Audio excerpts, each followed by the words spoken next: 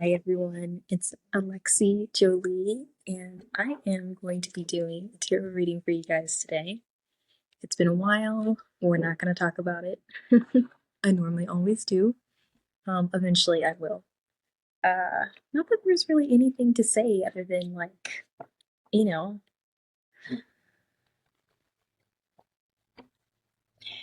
Anyway, so we've got the new moon in Scorpio coming up. What is it, October 31st on Samhain. Happy Samhain to anyone who celebrates in purity and goodness and good fun, good tricking and treating, not anything harmful, to self or others. Anyway, so we've got the new moon in Scorpio coming up, and then we had the full moon in Aries that took place earlier this month. I'm trying to remember. I think it was on the 18th or maybe even the 17th. I don't remember. Don't quote me. I just know that it happened earlier this month. And I think it was 24 degrees. Full moon in Aries. Anyway, so let's get into what's the overall surrounding energy. So I'm going backwards purposely. I'm wanting to still tap into this full moon in Aries energy. Even though it's already happened, the energy is still going to be very much alive and playing out for a lot of people, especially in the collective. Okay, clear and remove all energies, positive, negative, thetas, and lines surrounding environment included. We're coming in this space today to clear any negative energy, to be mindful of the shadows, and aware of the enlightenment that the universe has in store for each of us individually. Okay, what is the surrounding energy for the full moon in Aries? 24 degrees in Aries. What is the surrounding energy for this particular collective that's tapping in for the full moon in Aries? Interesting. Justice at the bottom, and the card that came out is Hermit, the Hermit. Which there's, as you know, to all things within tarot, there is always the light and shadow aspect of each major arcana. And lately I have been noticing a theme around the shadow energy of the Hermit, which is very interesting. Because for some reason it was one of those signs I didn't necessarily associate with. There's shadows, but it's like doing shadow work of self and being aware of it. But lately I've been noticing that this shadow energy of the Hermit is like this purposeful energy of self-sabotage and very unhealthy in the way in which how they do not approach life. They're incredibly avoidant in what they do. Okay, so what else is the surrounding energy and theme of this particular collective or the full moon in Aries? Whoa. Oh, we got ancient. So a lot of past life. I'm getting like a lot of past life energy. Past life surrounding energy. How is everyone doing anyway? How is your October going? Can you believe that we are in the full swing of autumn? Like, guys, autumn and spring are by far my favorite seasons. I love it so much. And it gets me so excited, but I will admit I was incredibly shocked as to how early fall had came in. It came in for us like barely fully in the second week of September. We were full throttle into the swing of fall. Now, I'd always initially wanted that, being that I am a September baby. But actually seeing it play out, I was like kind of, 444. I was kind of baffled because I was like, oh, it's a little early. This is not how nature plans things, but we also know that nature cannot be planned. She cannot be contained. She is a very, very free and wild woman.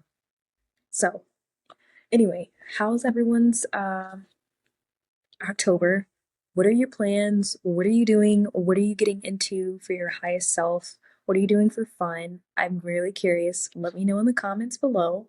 Okay, so here's the other card that came out, the Poet, and it came out in what in tarot you would refer to as like a crossing energy. So it is current energy right now, and each of these cards have words connected to it. But I'm going to focus on intuiting the card and any messages that I'm getting pulled on to actually read to you guys. I will probably either put it in the description if the description can contain the length of what has to be said, and or I'll just share it with you on here. They only give us 10 minutes. What's a girl supposed to do with 10 minutes? It's rude. It's rude, TikTok. Get like YouTube and finding people by time. I mean it. I do.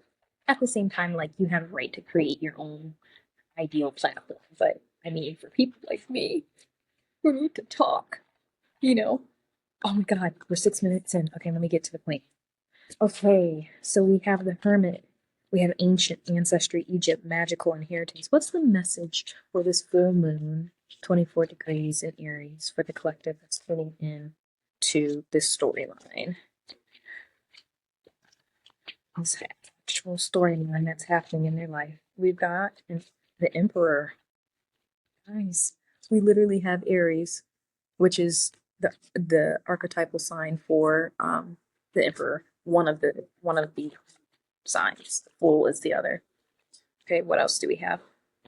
I'm probably gonna have to make this a part 1, part 2, part 3. We have, I'm gonna leave it at these 3 cards. Okay, so at the bottom of the deck, which I often find really important, we have the Empress energy. This deck, guys, is I have this deck called Vice Versa. It's Italian, and the concept and the theme and who it was created by has 2 sides to each card. Anyway, on the back, it's the Empress, and she has the Hebrew alphabet, a letter on the back of her seat. I am Hebrew. I don't remember all the letters in the alphabet. I think this is Aleph, though. Aleph or Bet. If I'm wrong, just correct me in the comments, okay, by just saying what it is. Anyway, but at the bottom of the deck, it's the Empress. So there's kind of like this energy of someone's gone within themselves. If you can see, there's a skull here, there's wild roses, there's vines growing on the back of her seat, and I'm kind of getting like this energy of, I don't want to say like neglect, but I'm getting like this energy of restoration, like someone's needing to be restored to their true sense of self, you know, like they haven't been themselves in a long time, or maybe never at all. Maybe they've never tapped into their true sense of self, and right now they're in this recuperating period, kind of like a butterfly, you know. They're in their cocoon, and they are currently in the process of experiencing catalyst moment and catalytic experiences in their life in a very strong and definite way. All right, time is closing in on me. Well, it's not closing in on me, but the time is nigh towards 10 minutes. Anyway, so moving on, the other cards that came out is the Queen of Wands, which is Aries, Leo, Sagittarius. You don't have to be. You can be just embodying the energy of the fire signs. Then we also have the Two of Cups as well. This is on the darker side rather than the lighter side. So usually it references towards the subconscious rather than the physical, but it does not mean it's not physical. And then we have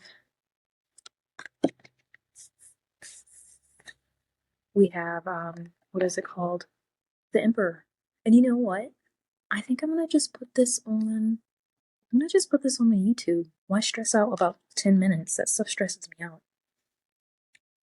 At least for now. Anyway, so the Queen of Wands, the Two of Cups, and the Emperor. And so we have someone definitely. Oh my gosh.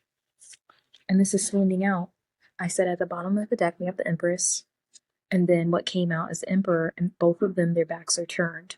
Okay, and there's something, 1010, quite definitive about this for some reason, because the Emperor and the Empress would be a couple, right? They would be husband and wife. They're individuals that can stand on their own, and they stand even more in a dynamic and powerful way when they are together. And so that's very interesting that we've got the Empress at the bottom of the deck and the Emperor who came out. So there's definitely something here about a union, a partnership, a relationship. I'm going to say this relationship, partnership, union is in the process of something. Gestation, for some reason, is what's coming up. Something about the process of gestation. And I say that specifically because for the Queen of Wands, her eyes is closed. So she's not necessarily focused in on anything on the external. She's focused in within 1111, within her internal space. So you could say this is like the Queen of Wands is actively manifesting. It's like she's in this process of planning something, but she's planning something within before it goes out, or before it's actually ready, so to speak. You kind of got like also this energy of where a feminine and masculine energy can be meeting in the astral realm, in the subconscious space. Or maybe she is. Right now, his mind is focused elsewhere. It seems like his mind is focused in on the feminine, but there's something about it where it's coming across 1212, as if there's like an aloofness, maybe. Whatever it is, it definitely feels necessary. Because there's something developing here. And that's the main energy in which I'm getting. There's something developing here. And whatever is developing between these two individuals, this archetypal energy, it's definitely connected with spiritual alignment, spiritual growth, spiritual development, like that. This needs to take place, and it's important for it to take place in order for this to be healthy.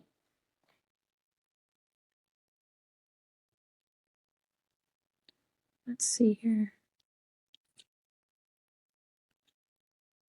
We know the Emperor is Mars, and Mars is ruled by Aries and Scorpio, and it's very action oriented.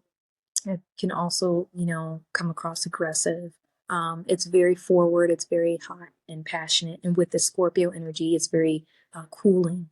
And you see this cube, it kind of looks like an ice cube, and it has a cool appearance. So you've got hot and cold, right? Fire and ice, and that is the energy of Mars. That's the energy that Aries gives. And that's the energy that Scorpio gives as well. And so there's this deep contemplation here. But I won't say I can't. Okay. Let's clarify, what is the Emperor doing here? Something about gestation, something about cataclysmic, I think it's cataclysmic energy, something about the butterfly and the caterpillar type of energy, type of frequency. Clarify the Emperor for me. Oop. So we've got the Ace of Swords, and it fell out directly on top of the Emperor. And it's something about maybe he is needing to search for truth or clarity, honesty, a clear vision, maybe trying to gain clarity or gain a clear vision on what's going on. And the Divine Feminine here is just like, she's completely in her power. and she's completely where she needs to be, and that is in this resting space, because she's not simply just resting. Not that simply just resting is a negative thing, because it's not, but she's like actively like in an active sacred space of, I don't want to say waiting, but it's like she's in an active sacred space, and this is where she's at. And right now the masculine is going through this process of having to gain or needing to gain in order for some type of evolution of his mind, his mental space. He's trying to gain clarity, right? Because if you can see, he's looking out into nature. He's looking out.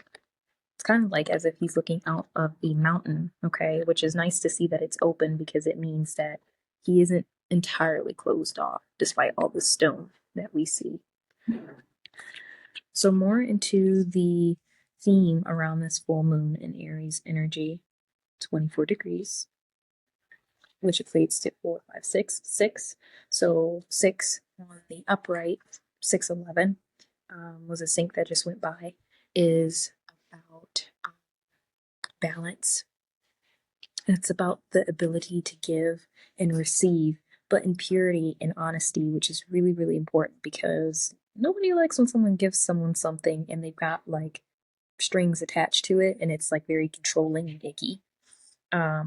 But then nobody likes it also when someone gives an earnest in love and then they realize that it's not balanced there either, because the other person, there's no like reciprocity there either. So it's about a natural ebb and flow. And in order to find that natural ebb and flow, it has to come from within, and that acquires a process of knowing thyself and being conscious of oneself and aware of others as well. Okay, so we've got the Hermit, which definitely goes in tandem with the Ace of Swords, right? Because this is like someone processing something mentally. This is very like shadow. What is it called? Dark. Shadow of the night. But we all know, anyone in the spiritual journey and realm knows that the dark shadow of the night. I know there's another term or whatever. It's never necessarily just one night. Not if it's going to be effective. And then anyway, we've got the ancient card that I was talking about. Ancestry, Egypt, magical inheritance. And there's something about their way of doing things, their way of thinking is ancestral, and they're needing to break the chains on that. 808. And this poet, though, is very interesting. I think it's very telling of the mindset of the 1818, of the individual that you're dealing with. And if it's not the individual that you're dealing with, that it's you. There's some type of complexity within their mind. First of all, we've got the poet. So we have someone who's very artistic, sensitive in nature, with sensitivity, a bit of an equal ends opposite of that is a volatile energy, because here you've got the full moon in Aries, you've got Mars ruled by Scorpio in Aries. Aries could come across volatile, while Scorpio is volatile as well, but it's in a bit more of a secretive, closed off, cloaked, covert way, right? And anyway, with this poet energy, I'm getting someone, as you can see, there's like lots of birds flying around. I think they're having to really delve into the depth of who they are to their own self, like solving their own poem, if you will. Something about really understanding the workings of their own mind, and how things get projected out from their mind into their life. Realizing how much power that they have, right? The Emperor energy, they have more power in the way in which they do things and the way in which how their life turns out, more than they think. Now, don't get me wrong, past life contracts, dealings, karma, and all that stuff does come into play, but it's not just simply the end-all be-all of what happens in someone's life. Anyway, someone's really having to process if their patterns in which the way they were acting out in their life was ever truly effective for them. Did it ever truly get them to where it is that they had wanted to be? 2020, I'm obviously saying something that's making a hit here. This person is having to choose to either expose themselves, see themselves for who they truly are, okay, see the way in which they were existing before was dimming their own light and dimming their own ability to be an inspiration to others and be an actual solid good person. Or if they want to continue on the path in which they're on, which is someone who operates from out of their mind in a dense space. They wield their negativity, they wield their hate, they wield their anger, whatever unhealed traumas and energies that they carry that they're needing to release in order to elevate as a person and become more conscious, and also in order to obtain balance. Okay, not only balance within themselves, but balance within a potential healthy, or not potential healthy, a healthy union. They have to come into union and integrate the distorted feminine, distorted masculine within them own selves. All right, guys. There's definitely more I could get into, but I'm going to leave it at here. Thank you for tuning in. I'll see you next time. Until then.